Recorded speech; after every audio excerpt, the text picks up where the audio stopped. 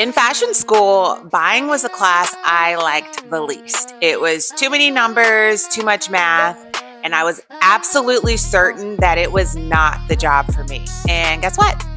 As luck or coincidence would have it, buying was my first job out of college.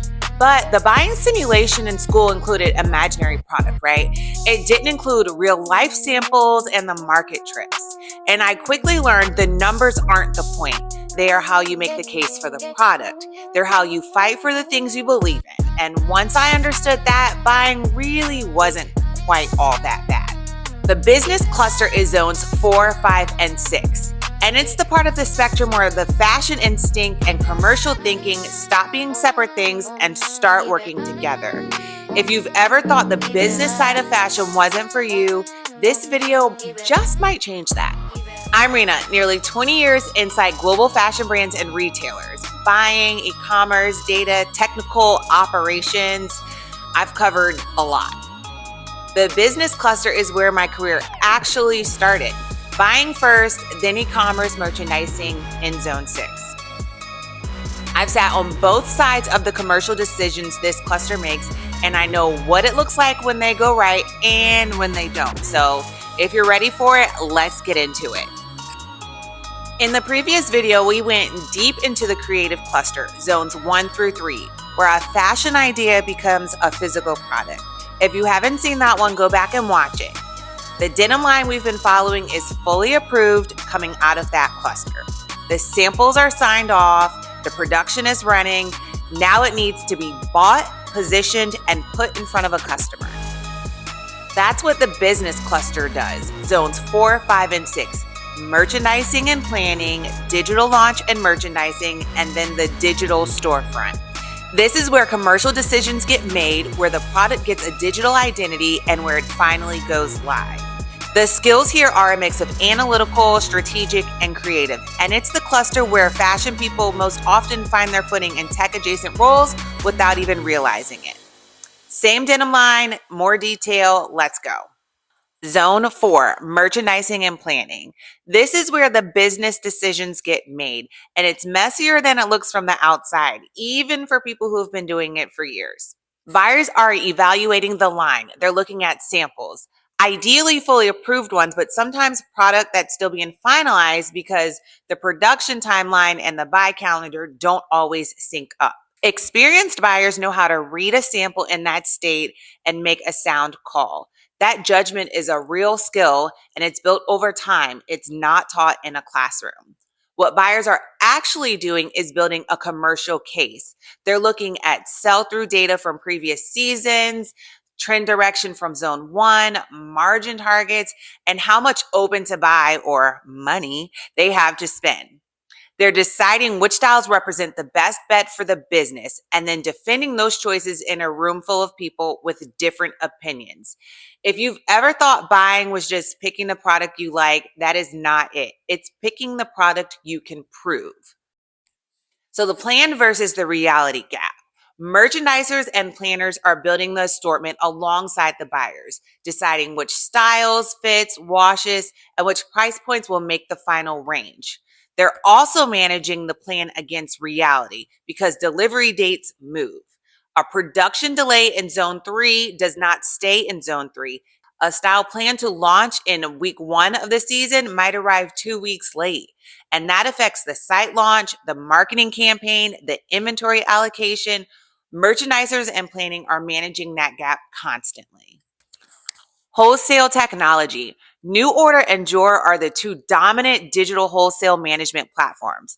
Brands use them to run digital showrooms where wholesale buyers browse and place orders. They're replacing the physical trade show process with a digital experience that can happen year-round. Both platforms integrate with ERP systems for order processing and inventory planning. The move from physical market weeks to digital wholesale has been one of the more significant operational shifts in Zone 4 over the past decade. Planning systems.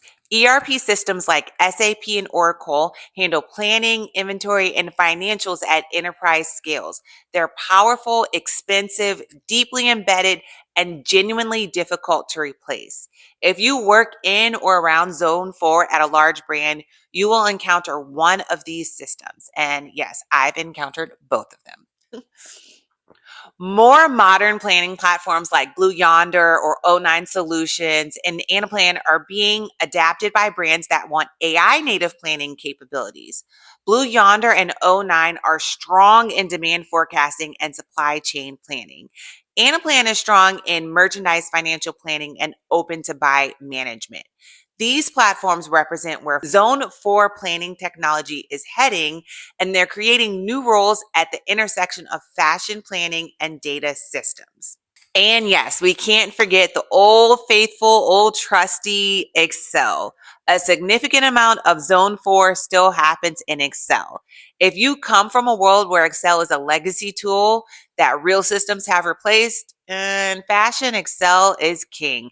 It does a lot of heavy lifting in a lot of organizations. Let's talk about AI in Zone 4. Demand forecasting AI is the most mature application in Zone 4. Blue Yonder, O9, and others are deploying it at scale, pulling from historical sales data, trend signals, and external factors to help planners build more accurate buys. Assortment optimization AI is emerging, helping buyers understand which styles perform best by channel, region, and customer segment. Markdown optimization AI is growing, predicting the right discount depth and timing to maximize margin recovery. Every one of these tools is only as good as the historical data feeding it. Gotta love data. Data, data, data. Our denim line, 3 fits and 4 washes make the cut. 1 wash gets dropped.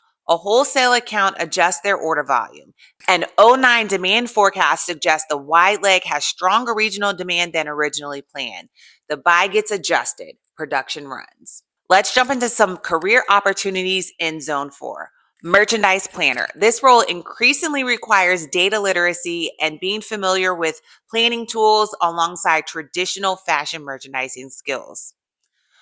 Side note, so after I did buying, the path at the organization I was in was to become a planner. I was like, I am not doing any more numbers. Planning was not the thing for me, but planning, if you like numbers, planning's a great role to go into, but that was not for me. Although I guess I did kind of go into numbers when I went into analytics. But anyway, that's not the point. But planning is another great opportunity. Anyway, another role or career opportunity in Zone 4 would be a planning systems analyst. They actually own the planning tool operationally. They require fashion planning context with the system's aptitude. There's also an assortment analyst who's focused on which products belong in the range, at what depth, and for which channels.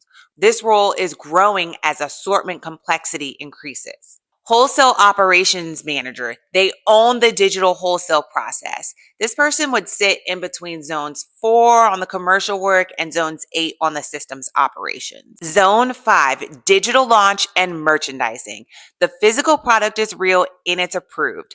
Now it needs a digital identity. This is the zone where the creative work of the cluster, the positioning, the naming, the visual direction, all of those things happen alongside the operational work of getting the product ready to go live.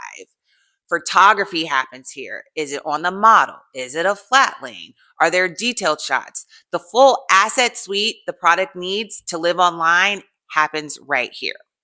Copywriters are writing product names, the fit descriptions, and product stories. Then you have the GTM team, which stands for go to market. They are determining when this product launches, where it shows up first, and who gets to see it before anyone else. A well coordinated GTM strategy means the right product hits the right channel at the right moment. A poorly coordinated one means the product launches quietly with no campaign behind it and sells through slowly. Damn. Damn. Let's talk about the DAM, the digital asset management system. A DAM system organizes and distributes all the creative content coming out of the photography and content process. Binder and Canto are the most common in fashion. The e-commerce site, the wholesale portal, the marketing team, the social team, they're all pulling from the same dam. If the assets aren't in there, they don't exist yet as far as everyone downstream is concerned. Absolutely. If the product is not in the dam, I don't see it. It doesn't exist. Don't ask me for it. Just saying. But a dam is not just storage, it's governance. It's the system that ensures the right version of every asset gets to the right place and that the old off-brand assets don't keep circulating even after they've been replaced. A PIM system, a PIM, product information management. PIM systems are where the product attributes get finalized and structured for every channel the product will appear on. Not to be confused with the PLM from Zone 2. The PLM managed the product development data. The PIM manages the commercial product data, the attributes, the descriptions, the specs that every downstream system depends on. The main platforms are Salsify, Aquino, and InRiver. Salsify is strong at brands selling across multiple retail channels simultaneously. Aquino is highly configurable and popular at mid-market brands. InRiver is cloud native with strong multi-channel distribution capabilities and intuitive workflow management. It's strong for brands with complex channel structures across direct, wholesale, marketplace, and international markets. If your PIM data is incomplete or inconsistent, your e-commerce listing is incomplete and inconsistent. If your AI fit guide is working with bad data inputs before it ever goes live, it's not going to go live correctly. The PIM is the commercial source of truth for every channel the product appears on. So let's jump into AI in Zone 5. AI copywriting tools are being used to generate first draft product descriptions at scale. This is especially important at brands with very large SKU counts. AI auto tagging in DAM systems is reducing the manual work for categorizing and keywording assets. AI assisted translations for international markets is mature and widely used. AI is accelerating volume content production. The editorial voice still requires a human who understands the product and the customer, but AI is really just helping and aiding with speeding up the process. So let's jump back into our denim line. The sun faded wash gets a name, a fit description, and a product story. The full asset suite is shot, approved, and loaded into the dam. InRiver PIM is populated with every attribute the storefront, the wholesale portal, and the AI fit guide will need. The GTM plan is set. The denim line now has a digital identity. One quick note on all the zones and clusters, nothing is absolute. There are a lot of roles and functions that could overlap. For example, all of the things we just discussed in Zone 5, I play a role in that. The PIM and the DAM and the translations and the product copy, I do work with that data, although the core functions of my role is in Zone 8. So I do a little bit of Zone 5 and Zone 8. So when we go through all these zones, I just want to call out that just because I'm labeling this as a Zone 5 function or a Zone 3 function or however, it doesn't mean that that job or role only lives in that one place. So if there are things that you like, but it doesn't sound like it's in the right zone or the right cluster, this is just a little guide I made up, right? Like this is no final end all be all. So I just want to throw that little caveat in there because things are very fluid. This is just my way of organizing it to make more sense. So all of that being said, let's jump into some career opportunities that exist in Zone 5. First off, we have a PIM manager. They own the product information system and the data quality. So this role, I would say it really requires a good fashion context plus the system's aptitude. It's one of the most cross-functional roles in the business cluster. A DAM manager. They own the digital asset management platform and the workflows. A creative operations background is a plus alongside systems thinking. Then we have the GTM manager who coordinates the go-to-market process. I would say this role requires commercial thinking, project management, and cross-functional influence. And then lastly would be a digital content strategist who owns the actual content strategy across every channel. And currently, we could say AEO is really reshaping this role. Zone 6, the last zone of the business cluster, the digital storefront. This is where our denim line finally goes live. And this is also the zone I landed in after buying.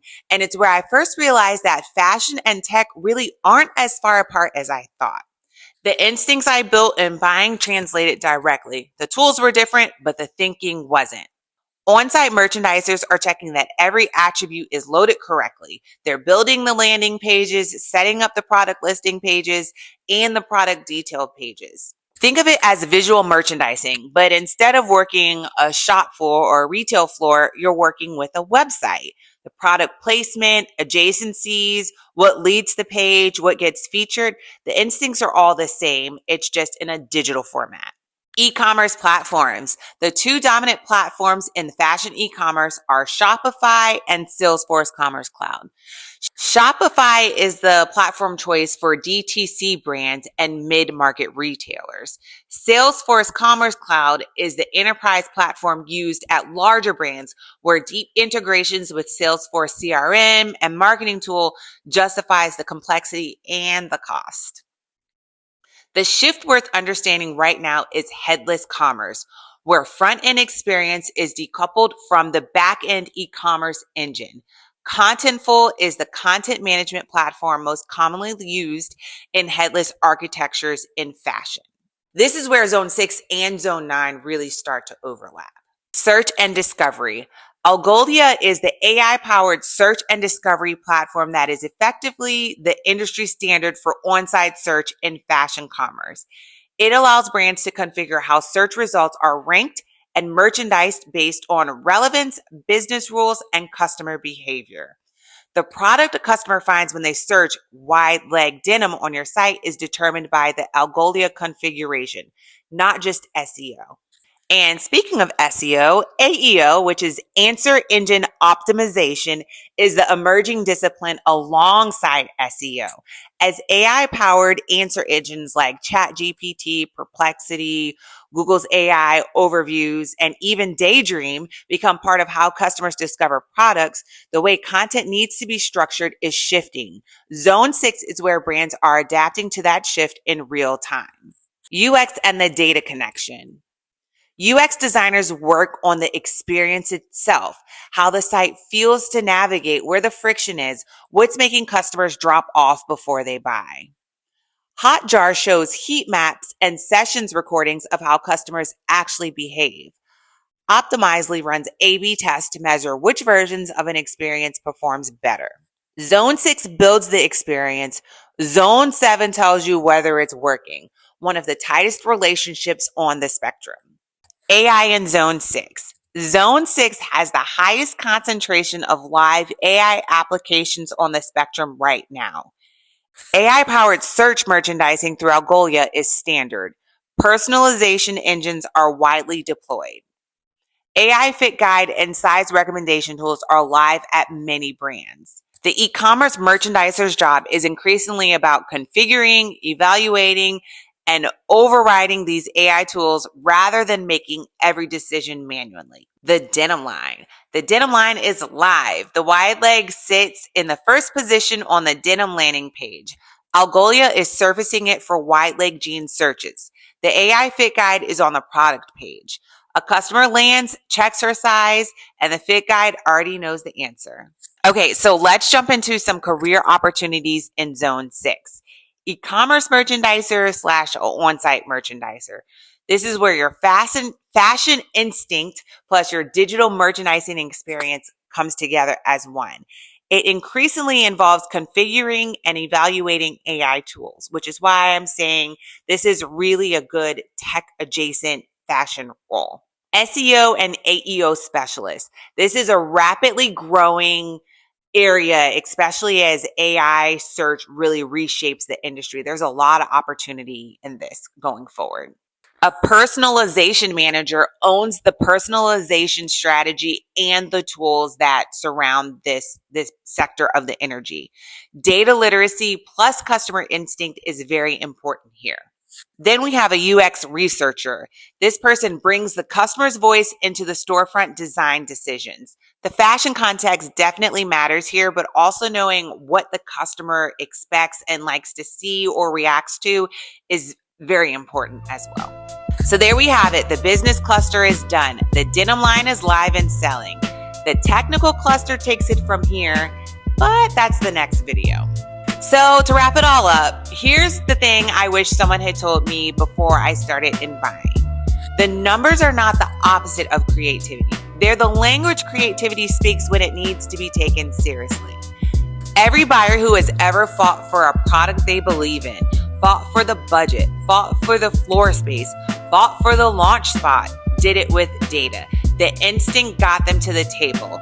The numbers kept them there. And when I say that the buyers are fighting for the budget and the floor space and the launch spot, they are really fighting. It's great. It's very exciting if you like negotiations and all of those things. The business cluster is where fashion people most often undersell themselves in a tech-adjacent conversations. They think because the tools are unfamiliar, the skills don't transfer. But Zone 4 is fundamentally about making a case under pressure with imperfect information. Zone 5 is about translating a product into a story that lands across every channel simultaneously. And Zone 6 is about understanding a customer well enough to remove every obstacle between them and the thing they want. None of that is a technical skill, but all of it is essential to making the technical side work. And for the technical people in this cluster, the fashion context your colleagues in Zone 4 and 5 carry is not soft background knowledge. It's the reason a product has 17 attributes instead of 5. It's the reason the GTM calendar is non-negotiable. Understanding where those decisions come from makes you significantly better at the technical work of supporting them. Up next is the technical cluster, Zones 7, 8, and 9. Data and insights, systems and operations, and the infrastructure layer that holds all of it together. This is where the denim line's performance gets measured, where the AI fit guide either proves itself or doesn't, and where the fashion instinct becomes one of the most underrated advantages in the room. Make sure you subscribe so you don't miss it when it drops. Thanks for watching. Bye.